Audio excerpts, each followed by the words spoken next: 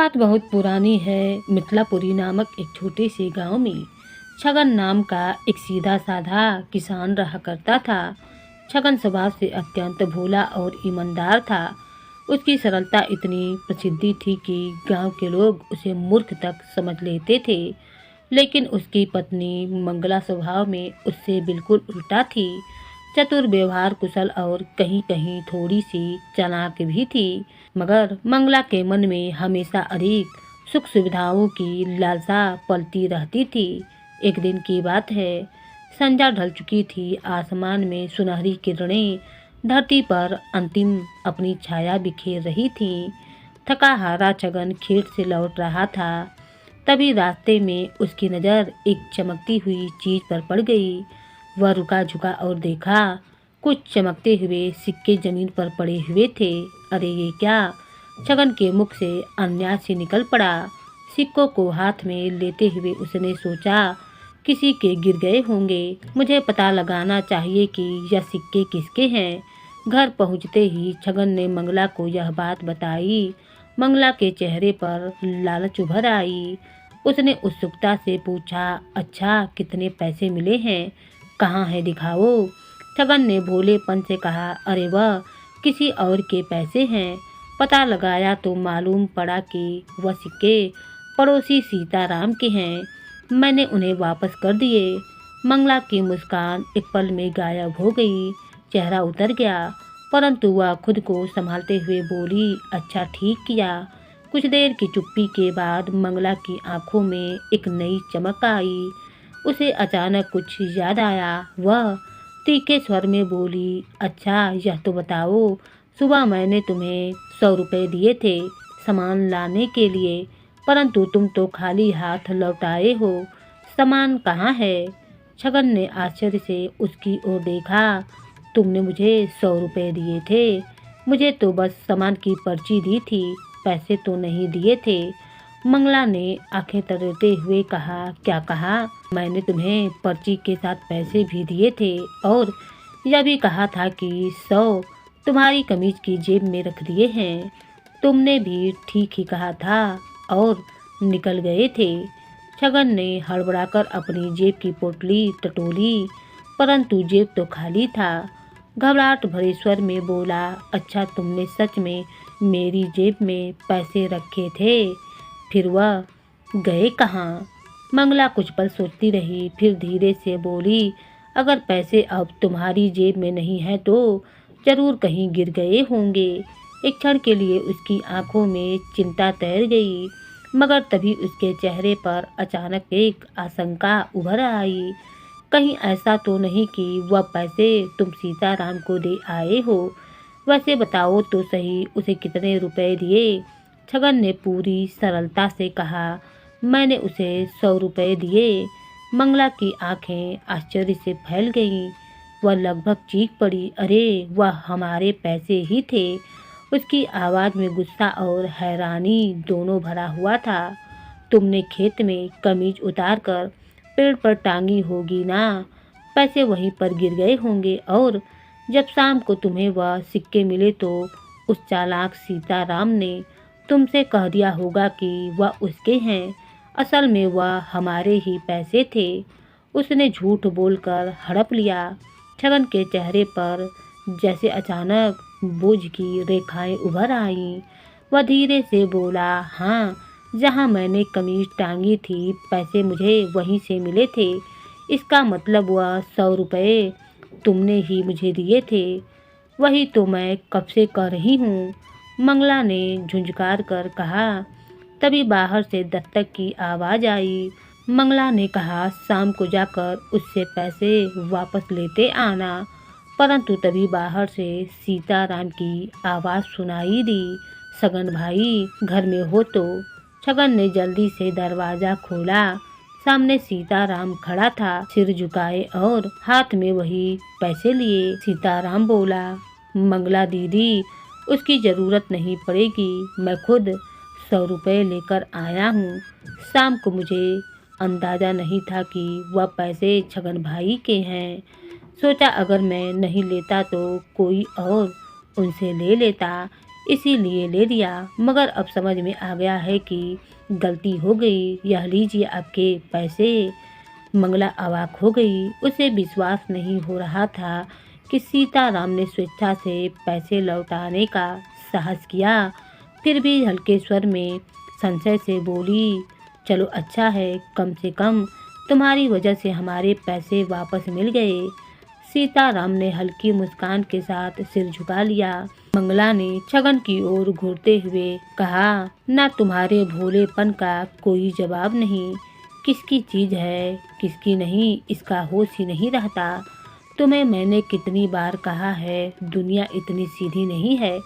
तभी पास से पड़ोसी सीताराम की आवाज़ आई, अरे दीदी, मैं क्या कहूँ, हमारा छगन तो सच्चाई और भोलेपन में एकदम सिमरौला है। कई बार तो इसे अपनी ही बात समझाने में पसीना छूट जाता है।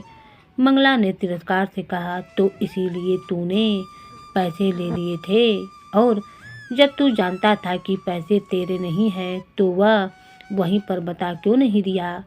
सीताराम हंसते हुए बोला, अरे दीदी, मैं नहीं लेता तो कोई और ले लेता। वैसे भी तुम्हें तो हर बात में सुनना ही पड़ता है। अब चलो, घर का भी काम है। मंगला ने गहरी सांस ली और कहा, ठीक है सीताराम, तुम जाओ, या तो यूं ही कुछ न कुछ कहते ही रहेंगे। उस दिन के बाद छगन के मन में एक बात घर कर गई।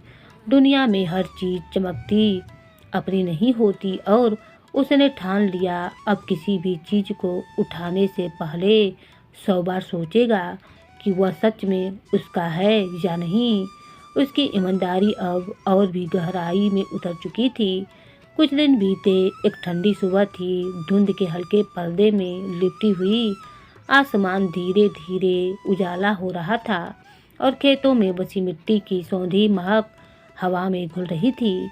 दूर दूर तक फैली हरियाली के बीच छगन अपने बैलों के संग खेत में हल चला रहा था। अचानक खल किसी सख्त चीज से टकराया। मिट्टी में दबी वह चीज ऐसी थी जैसे कोई भारी पत्थर पड़ा हो। अरे यह क्या? छगन चौंक पड़ा। हल क्यों रुक गया? जरूर कोई चीज बीच में आ गई है, देखूं तो सही। छगन ने बैलों को रोका और उस जगह खुदाई शुरू कर दी। कुछ ही देर में उसने मिट्टी के नीचे से एक भारी पोटली निकाली। धूल झाड़ते हुए वह मन ही मन सोचने लगा, यह क्या चीज है? किसी की कोई पोटली लगती है, मगर मेरे खेतों में कैसे पहुंची? जैसे ही उसने पोटली को उलट पलट कर देखा, उसकी उत्सुकता बढ़ती चली गई। पोटली वाकई भारी थी। दिल की धड़कन तेज हुई तो उसने तुरंत पोटली का मुंह खोल डाला, और जो उसने देखा उसकी आंखें हैरानी से फैल गईं। पोटली के भीतर ढेर सारे सोने के सिक्के और चमचमाते हुए गहने भरे हुए थे, जो सूरज की पहली किरणों में दमक रहे थे। पल भर को छगन की सांस अटक गई। हे भगवान, इतना सारा सोना! वह फुसफुसाया, यह तो अनमोल खजाना है। कोई भला इतनी कीमती सामान यहाँ कैसे छोड़ सकता है? उसने चारों ओर देखा। पूरा खेत सुनसान पड़ा हुआ था। दूर दूर तक कोई दिखाई नहीं दे रहा था। सुबह का पहला पहर था और वह अकेला ही खेत में हल चला रहा था। किसी से पूछूं भी तो किससे? यहाँ तो कोई है ही नहीं। वह मन ही मन सोचने लगा, शायद मैं बहुत जल्दी ही आ गया हूँ। उसके भीतर एक द्वंद्व शुरू हो चुका था। एक और लालच सिर उठाने लगा, दूसरी ओर मन की सच्चाई उसे रोक रही थी। अगर किसी को बताऊं तो इतना सोना देखकर कोई भी इसे अपना बता देगा। उसने सोचा, नहीं, मैं किसी को नहीं बताऊंगा। अचानक उसके मन में एक विचार कौंधा। न्यायाधीश के पास ले जाता हूँ, वे ही तय करेंगे कि यह किसका है। अगर असली मालिक नहीं मिला तो यह खजाना महाराज के राजकोष में चला जाएगा। यही सोचकर छगन के चेहरे पर दृढ़ता लौट आई। हाँ, यही सही है। मुझे अभी तुरंत न्यायाधीश के पास जाना चाहिए। बैलों को वहीं पर बांध देता हूँ। भाग्य देखिए, उसी समय गांव के रास्ते से न्यायाधीश गुजर रहे थे। रेशमी वस्त्रों में सजे धजे भव्य घोड़े पर सवार नगर की ओर बढ़े जा रहे थे। छगन की नज़र उन पर पड़ी और उसने तुरंत ऊंची आवाज में पुकारा, न्यायाधीश जी जरा रुकिए, इधर तो आइए। न्यायाधीश ने चौंक कर उधर देखा। आवाज में ऐसी तत्कालीनता थी कि वे अनमने भाव से घोड़े की लगाम घुमाकर छगन की ओर बढ़ चले।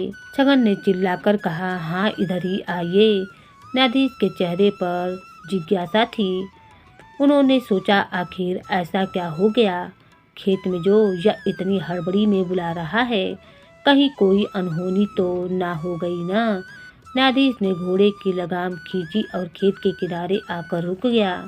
ऊंचे सिंहासन जैसे घोड़े का कद, रेशमी वस्त्रों में सजे हुए न्यायाधीश, नीचे मिट्टी में सना सीधा साधा छगन, एक विचित्र दृश्य था। मुझे क्यों बुला रहे हो? न्यायाधीश ने तीखे स्वर में पूछा। छगन के चेहरे पर उत्साह था, परंतु उसी क्षण मन में संशय की लहर दौड़ गई। क्या सच में किसी की अमानत है या फिर हमारे पुरखों का छिपाया खजाना है? कहीं मेरा हक तो नहीं? इस पर उसके भीतर द्वंद्व चल रही बढ़ती जा रही थी। यदि यह सचमुच मेरा निकला और मैंने दे दिया तो क्या मुझे फिर यह वापस मिलेगा? वह मन ही मन बुदबुदा रहा था। न्यायाधीश अब तक झुंझला चुके थे। गुस्से में बोले, अरे बोलोगे भी या ऐसे ही हवा में घूरते रहोगे क्या? क्या हुआ बतलाओ तो। आखिर छगन ने गहरी सांस ली, फिर सोचा, न जाने क्यों मन बार बार कहता है कि अभी बताना ठीक नहीं है, पहले सोच समझ लूं फिर कोई फैसला करूं। वह दरअसल छगन का हक लाया है। तभी एक बहाना सूझ गया। आप तो न्यायाधीश है ना, एक राय चाहिए थी आपसे, जरा बतलाइए तो। अब मेरे यह दोनों बैल देख रहे हैं ना, इनमें से कौन सा ज्यादा बलवान लगता है? न्यायाधीश का चेहरा गुस्से से तमतमा उठा। क्या बकवास है? यह वे गरजे में, मैं राज दरबार का न्यायाधीश हूँ और तुम मुझे बैलों की नापने के लिए बुला रहे हो? क्या मजाक है? छगन, तुमने मेरा वक्त बर्बाद कर दिया। यही कहते हुए उन्होंने घोड़े को एड़ मारी और धूल उड़ाते हुए चले गए। छगन आवाक सा खड़ा रहा। उसने गहरी सांस ली और मन ही मन कहा, नहीं, मैं अब और देर नहीं करूँगा। यह खजाना न्याय का है, मेरा नहीं। जो सही है मैं सिर्फ वही करूँगा। लेकिन न्यायाधीश तो अब शहर की ओर जा चुके थे। छगन ने निश्चय किया कि शाम तक उनका इंतजार करूँगा।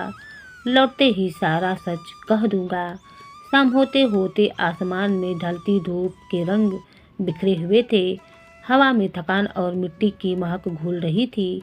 छगन ने बैलों को पानी पिलाया, उन्हें छाया में बांध दिया और दूर से आता हुआ न्यायाधीश का काफिला देखकर जोर जोर से उसका दिल धड़कने लगा। उसने सोचा, अब देर ना करूँगा। वह पोटली उठाए लपक कर आगे बढ़ा, परंतु जितना ही करीब जाता मन का संशय उतना ही गहरा होता गया। क्या पता यह सच में मेरा ही हो और फिर मैं दे दूं तो हमेशा पछताना पड़े। क्या करूं? न्यायाधीश ने उसे देखा तो रुककर कहा, अब क्या है छगन, फिर क्यों खड़ा है मेरे सामने? यूं कौन साधे, कोई बात है तो बता, नहीं तो जाने दे। वैसे मैं थक गया हूँ दिन भर के सफर से। छगन के होठ काँप रहे थे। वह हकलाया हुआ विचारों का तूफान उसके भीतर मचल रहा था। उसने हकलाते हुए कहा, सच कहूँ या फिर क्या करूँ? अंततः वह बोला, कुछ नहीं, बस आपको देखना था। देखिए, मैंने आज कितनी सुंदर जुताई की है। खेत में एक बार चलकर देख लीजिए, कैसी सीधी रेखाएं बनी है। न्यायाधीश गुस्से से फिर भर गया। बोला, छगन, तुम सच में पागल हो गए हो। जुताई भी कभी दिखाने की चीज होती है। मेरे जैसे आदमी को ऐसी बचकानी बातें सुनाते हुए तुम्हें शर्म नहीं आती? न्यायाधीश ने गुस्सा करते हुए कहा, मुझे परेशान मत करो, अच्छा नहीं होगा, समझे? छगन सिर झुकाकर बोला, माफ कर दीजिए, गलती हो गई। मुझे नहीं पता था कि आप इस बात से इतना नाराज हो जाएंगे। आप जाइए। न्यायाधीश ने घोड़े को मोड़ा और धूल उड़ाता हुआ आगे बढ़ गया। छगन वहीं खड़ा रहा, भारी मन, भीगी पलकें और दिल में एक अधूरी कहानी लिए हुए। जैसे ही न्यायाधीश वहां से लौटा, छगन का मन पुनः संशय में डूब गया।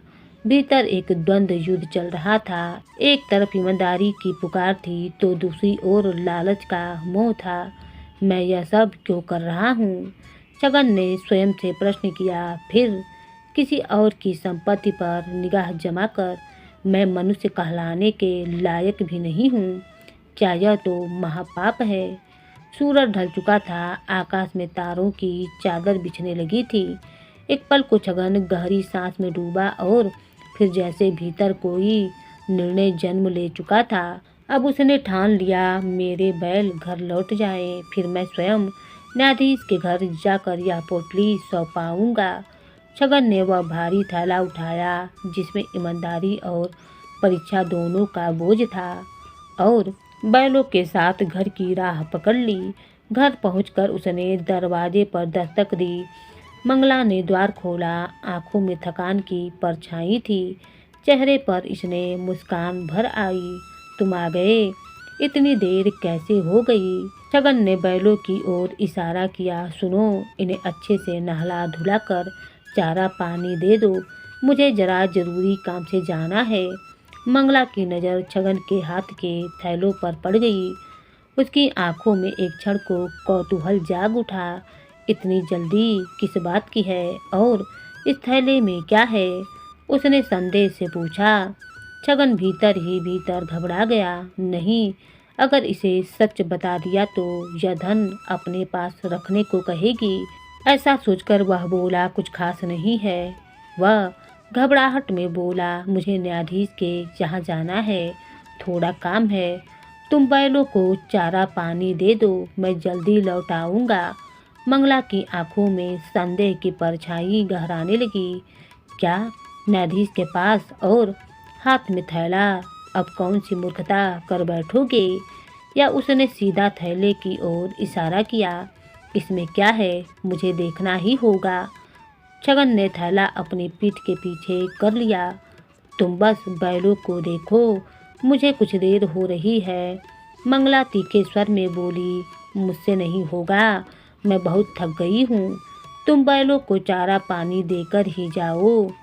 एक काम का भी भरोसा नहीं तुम पर। छगन ने हार मान ली। कहा, ठीक है बाबा, मैं ही कर लूँगा। उसने थैला नीचे रखा और बैलों को चारा पानी देने लगा। छगन के जाते ही मंगला की आंखों में उत्सुकता की ज्वाला भड़क उठी। वह झपट कर थैले के पास पहुंची, कांपते हुए हाथों से उसे खोला और अगले ही पल उसकी आंखें चमक उठी। हे भगवान, इतना सारा सोना! वह दंग हो गई। लेकिन यह आया कहाँ से? क्षण भर सोचने के बाद उसे समझ में आया कि हो ना हो यह धन इसे जरूर हमारे खेत में कहीं मिला होगा और यह भोलेनाथ अब इसे पक्का न्यायाधीश के पास देने जा रहे हैं। नहीं, यह सोना हमारे खेत से मिला है, हमारे पूर्वजों की संपत्ति है। इसकी मूर्खता और सीधेपन के चक्कर में मैं इसे हाथ से जाने ना दे सकती हूँ। यही सोचकर मंगला ने फुर्ती से सारा सोना निकालकर अपने कपड़ों में छिपा लिया और थैले में एक बड़ा सा पत्थर रख दिया। थैला वहीं रखा जहाँ छगन ने उसे रख छोड़ा था। छगन लौटा, थैला उठाया और बोला, मंगला, मैं न्यायाधीश के पास से होकर आता हूँ, तब तक तुम भोजन तैयार रखना, बहुत भूख लगी है। मंगला ने मुस्कुराते हुए कहा, ठीक है, जल्दी लौटना, भोजन तैयार है। लेकिन बताओ तो, न्यायाधीश के पास ऐसा क्या काम है? छगन ने नजरें चुराते हुए कहा, कुछ नहीं, बस उन्होंने मुझसे मिलने के लिए बुलाया है। उसने मन में सोचा, अगर इसे बता दिया तो सारा मिट्टी में मिल जाएगा। छगन भारी मन और कांपते हुए कदमों से न्यायाधीश के भव्य भवन के सामने आ खड़ा हुआ। ऊंची ऊंची दीवारें, कलात्मक झरोखे और ऊंचा प्रवेश द्वार, मानो वैभव स्वयं खड़ा होकर अपना प्रदर्शन कर रहा हो। द्वार पर एक सिपाही तैनात था, कंधे पर थैला, आंखों में कठोरता और चेहरा निर्विकार था। उसने कहा, न्यायाधीश जी से मिलना है। छगन ने धीमे स्वर में कहा, जैसे अपने ही शब्दों से डर रहा हो। सिपाही ने ऊपर से नीचे तक छगन को देखा, फिर बोला, अच्छा साहब, अभी अभी लौटे हैं, रुको मैं पूछकर आता हूँ।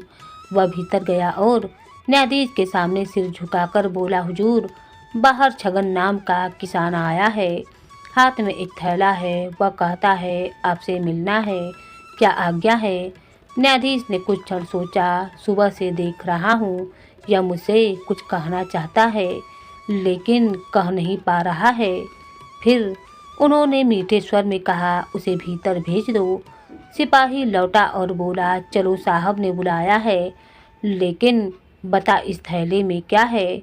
छगन ने रहस्यपूर्ण मुस्कान के साथ कहा, सब्र रखो, जो कुछ है वह सब अंदर साहब के सामने ही पता चल जाएगा। भीतर न्यायाधीश का कक्ष अपने वैभव में अद्वितीय था। न्यायाधीश सिंहासन पर बैठा हुआ था। छगन कांपते हुए आगे बढ़ा, घुटनों के बल बैठकर उसने सिर झुका दिया। प्रणाम सरकार। न्यायाधीश ने गंभीर स्वर में कहा, बोलो छगन, क्या बात है? सुबह से तुम्हारे चेहरे पर कुछ कहना बाकी है, अब कह डालो। छगन का चेहरा प्रसन्नता से खिल उठा, मानो उसके भीतर का बोझ अब हल्का होने वाला हो। उसने यही सोचकर कहा, हुजूर, यही बताने आया हूँ, यह थैला देखिए, आपके लिए एक भेंट लाया हूँ। न्यायाधीश चौंककर बोला, मेरे लिए भेंट? क्या है, बताओ तो, जो तुम सुबह से कहना चाह रहे थे। हाँ सरकार, छगन ने उत्सुकता से कहा, यह बहुत ही कीमती है, आप स्वयं देखिए। न्यायाधीश ने संदेह और उत्सुकता से थैला लिया, उसका मुंह खोला और भीतर झांका। अगले ही क्षण उसके चेहरे का रंग तमतमा उठा, आंखें अंगार सी दहक उठी। थैले में से उन्होंने एक बड़ा भारी पत्थर निकाला और जोर से फेंकते हुए गरजे, छगन, क्या मुझे मूर्ख समझ रखा है? भला पत्थर भी कोई भेंट में लाता है? छगन अवाक रह गया, उसके होंठ कांपने लगे। थैले की ओर झपटा, भीतर झांका, उसकी आंखें फैल गईं। यह क्या? इस थैले में तो सोना था, बहुत सारा सोना, यह पत्थर कहाँ से आ गया? न्यायाधीश का क्रोध सातवें आसमान पर था। उसने कहा, बोलो छगन, यह नौटंकी किस लिए कर रहे हो? मुझे मूर्ख बना लोगे? छगन ने काफी आवाज में कहा, हुजूर, मैं सच कह रहा हूँ, यह पत्थर मुझे मेरे खेत में मिला था। आप ही ने तो कहा था कि जो भी कुछ खेत से निकले वह आपको सौंप दूं, बस इसी भाव से ले आया हूँ। न्यायाधीश ने व्यंग से ठहाका लगाते हुए कहा, क्या अब हर कंकड़ और पत्थर लाकर मुझे दोगे? सड़क किनारे जो पड़े हैं वह भी उठा लाओगे? अब तुम्हें सबक सिखाना ही पड़ेगा। उन्होंने तुरंत सिपाहियों की ओर देखा और गरजते हुए आदेश दिया, ले जाओ इसे और 1 महीने के लिए कारावास में डाल दो, तब समझ में आएगा इसे मजाक और न्याय में क्या फर्क होता है। छगन घबराकर बोला, हुजूर, मेरी बात तो सुनिए, मैं निर्दोष हूँ। परंतु उसकी एक न सुनी गई। सिपाही उसे घसीटते हुए बाहर ले गए। छगन की आंखों में सवाल थे, आखिर सोना कहाँ गया?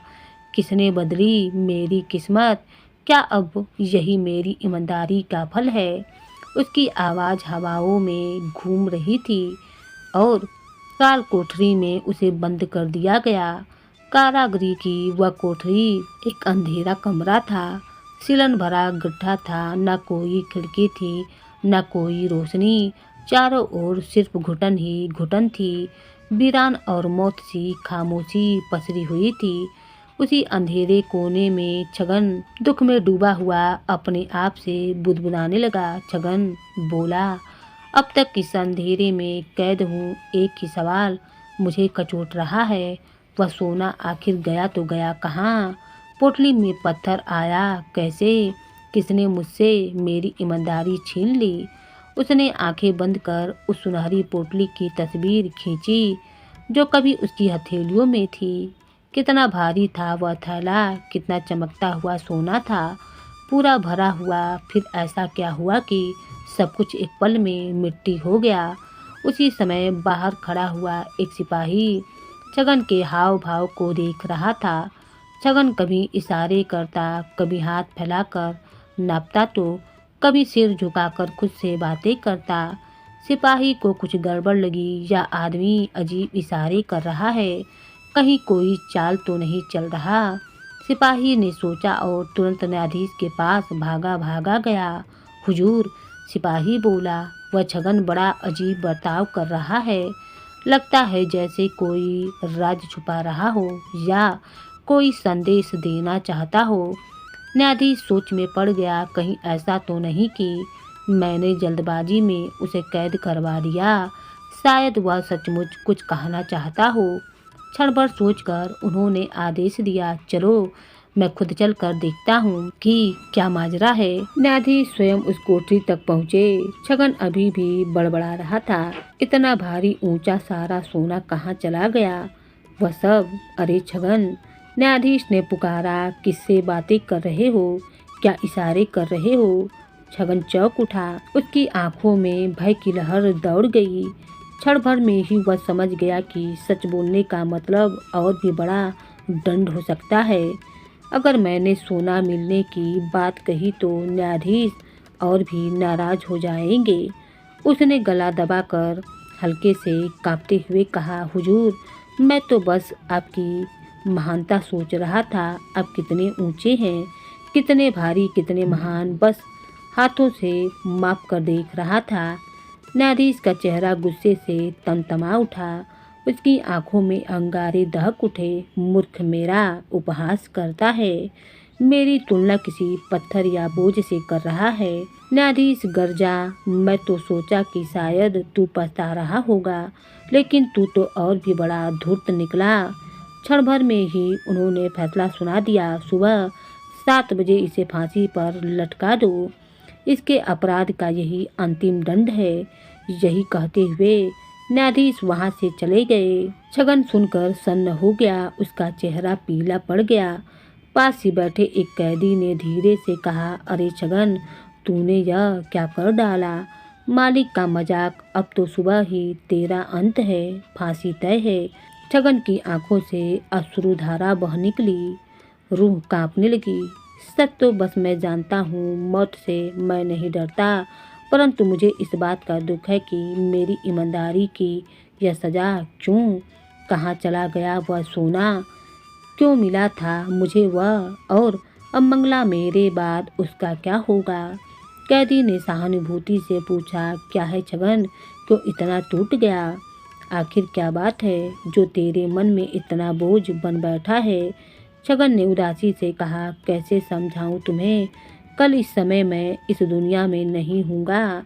शायद उस लोक में रहूँगा जहाँ न सोना होगा, न लालच होगा, बस न्याय होगा, सच्चा न्याय। कोठरी में सन्नाटा फैल गया और बाहर अंधेरा गहराने लगा। अगली सुबह जब सूरज की पहली किरण धरती पर गिरी, जीवन अमृत का फैसला सुनाने वाला वह क्षण भी आ पहुँचा। काल कोठरी के पीछे चौके में एक ऊंचा फांसी का मंच खड़ा था, जिसके ऊपर काले रंग का मजबूत फंदा लटक रहा था, मानो किसी की सांसें निगलने को तैयार हो। चारों ओर लोग जमा थे, कुछ के चेहरों पर दया, कुछ के भीतर कौतूहल और कुछ के मन में एक अनकहा भय। सभी की निगाहें छगन पर टिकी हुई थी, जिसकी सांसों की डोरी बस कुछ ही पलों में टूटने वाली थी। छगन के हाथ रस्सियों से कसकर बांधे गए थे, उसका चेहरा पीला पड़ गया था, ललाट पर पसीने की बूंदें चमक रही थीं और आंखों में एक अजीब सी बेचैनी थी। हृदय में उथल पुथल मची हुई थी, कितने प्रश्न, कितने अधूरे उत्तर।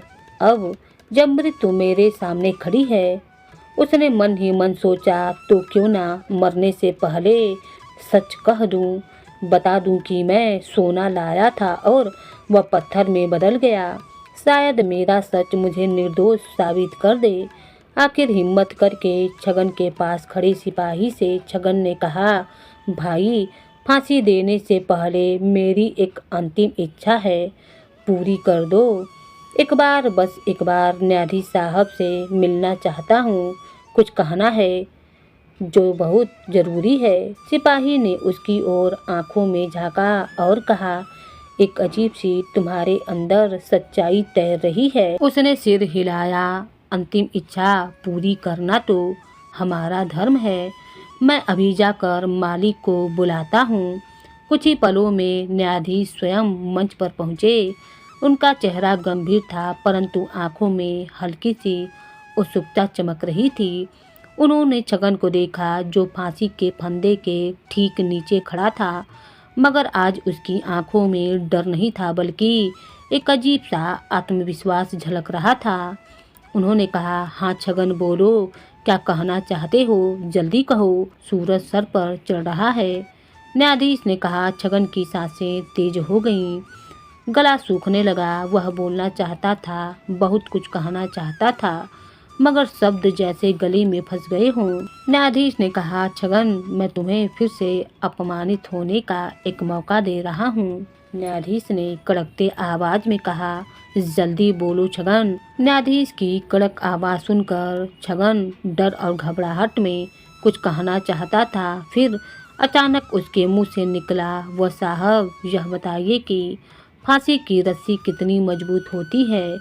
यह सुनते ही चारों तरफ सन्नाटा छा गया। फिर अचानक न्यायाधीश हंस पड़े। देखो, इसे मौत सामने खड़ी है और इसे रस्सी की मजबूती की चिंता है। सच में छगन, तुम पागल हो गए हो। उन्होंने सिपाहियों से कहा, इसकी फांसी तो रुक गई, अब इसे किसी वैद्य के पास ले जाओ और इसका इलाज कराओ। यह मरने वाला नहीं है, यह बेचारा पागल हो गया है। छगन ने हिम्मत जुटाकर फिर कहा, न्यायाधीश जी सुनिए, असल में मैं। न्यायाधीश ने हाथ उठाकर उसे रोक दिया। बस छगन, अब एक शब्द और मत कहो, कहीं सच में मुझसे कोई और गलती ना हो जाए। और इतना कहकर न्यायाधीश पलटे और तेज कदमों से मंच से नीचे उतर गए। छगन वहीं खड़ा हो गया, अधूरी बात, अधूरी सच और अधूरा न्याय लिए भीड़ तितर बितर हो गई। सूरज आसमान में चढ़ आया, परंतु छगन की आंखों में वही सवाल तैरता रहा, क्या सच कभी सामने आएगा? सिपाहियों ने छगन के बंधन खोले। वह चुपचाप खड़ा रहा, जैसे उसे विश्वास ही ना हो रहा हो कि वह सच में जीवित है। उसकी आंखों में थकी हुई वीरानी थी और मन में राहत की हल्की सी लहर। उसने एक बार आकाश की ओर देखा, जैसे जीवन का उपहार देने के लिए ईश्वर का आभार जता रहा हो। छगन अपने घर लौटा, दरवाजा खोला तो सामने मंगला खड़ी थी, व्याकुल आंखों में उलहना और चेहरा पे चिंता भरा हुआ। क्यों जी, कहाँ गए थे? रात भर एक बार भी याद नहीं आई घर की? इतना भी क्या जरूरी काम था? न्यायाधीश के पास जो रात भर वहीं पर रुक गए।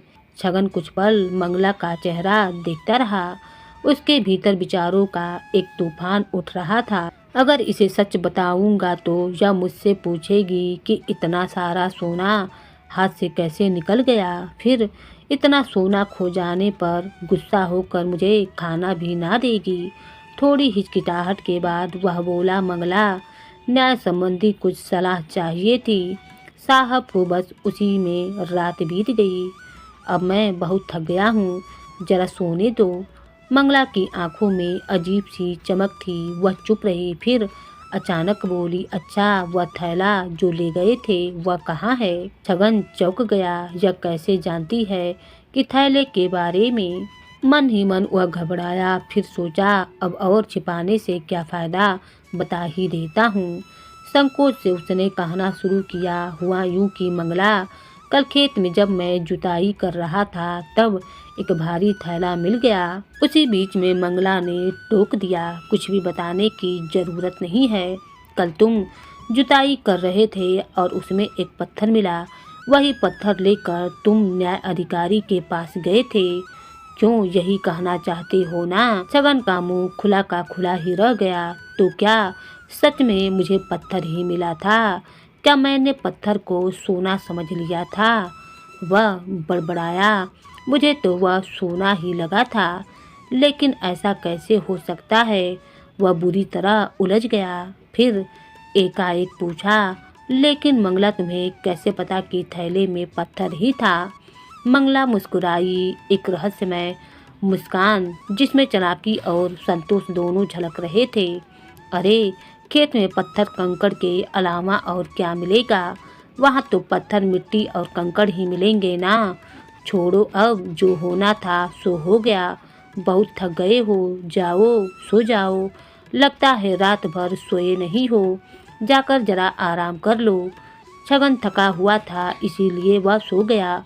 परंतु मंगला के मन में एक विचार चल रहा था। हमारे पूर्वजों का खजाना अपनी मूर्खता के चलते किसी को सौंप देते तो क्या मैं देखती रहती। उसने सोचा, उस धन से हम और खेत गाय घर सब खरीद सकते हैं। और ऐसा ही हुआ। होशियारी से काम लेकर मंगला ने उस धन से और खेत खरीदे और छगन के साथ किसानी करते हुए सुखपूर्वक रहने लगी। परंतु छगन के मन में यह सवाल हमेशा बना रहा, क्या सच में खेत में उसे सोना मिला था या फिर वह पत्थर था। वह कभी नहीं जान पाया, परंतु उसकी ईमानदारी और सच्चाई उसके साथ हमेशा बनी रही। भले ही दुनिया ने उसे मूर्ख समझा। और इस तरह मिथिलापुरी के सरल और ईमानदारी छगन की कहानी दूर दूर तक फैल गई।